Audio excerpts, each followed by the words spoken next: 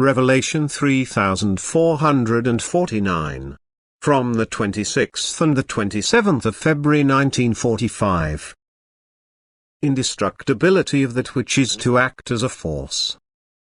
This is what you should grasp and write down in your memory: no power of the world is able to assert itself if its goal is to render the divine expression of strength ineffective, for the spiritual, which stays close to earth in an immature state and is still opposed to God, gives up its resistance the moment it is touched by divine strength and completely submits to God's will, so that even there the effectiveness of that strength can still be ascertained where the spiritual, which is opposed to God, apparently has the upper hand. So no opposing power can measure up to God's power, which means that God's power will always penetrate, even if this seems impossible. The more highly developed the human being is, the more understandable this is to him, and the more he trusts in God's omnipotence, which accomplishes everything, because God's strength cannot be eternally deprived of its effectiveness. And thus, through this realization, he attains profound faith. If a divine expression of strength has taken on form, it can never dissolve into nothing. It can only become invisible to the human eye, as soon as God has assigned the form the purpose of serving as an envelope for the spiritual striving upwards. Then a constant becoming and passing away can be observed. Then every form dissolves again and again in order to continue in another form, so that it helps the spiritual in it to serve, thus to constantly develop higher. But it is different if the divine power is to be directly effective on the human being and thus expresses itself in a form which is to be a constant source of strength for him.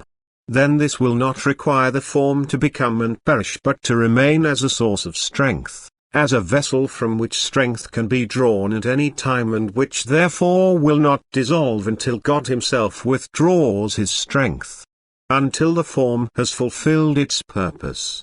And this, in turn, is determined by God's wisdom and love at their discretion. But God's expression of strength is of such immeasurable value to people that he will truly not withdraw the strength from them at a time when such is extraordinarily urgently needed.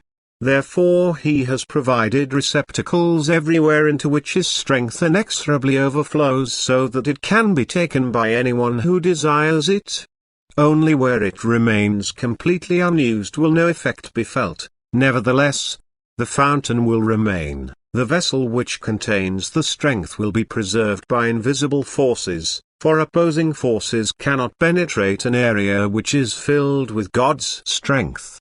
Neither God-opposing people nor spiritual forces will find access. However, a ray of light will shine towards him who desires God's strength in his desire for truth. And this ray of light will shine for him so that he will also discover the source and be able to refresh himself from it. For this is God's will, that what flows forth from him as word is indestructible, offered to people for strength in times of greatest adversity, so that it does not take the course of disintegration which is destined for all earthly matter. For it flows forth from the spiritual kingdom. It is spiritual strength and aims at the human being's spiritual development. It is guided to earth by the Spirit in the human being who received it from the Father Spirit, and truly nothing will pass away which originates in God and which is intended to lead people back to God who are still weak in spirit and no longer recognize God.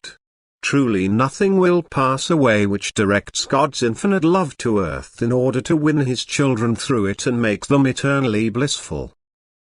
Amen.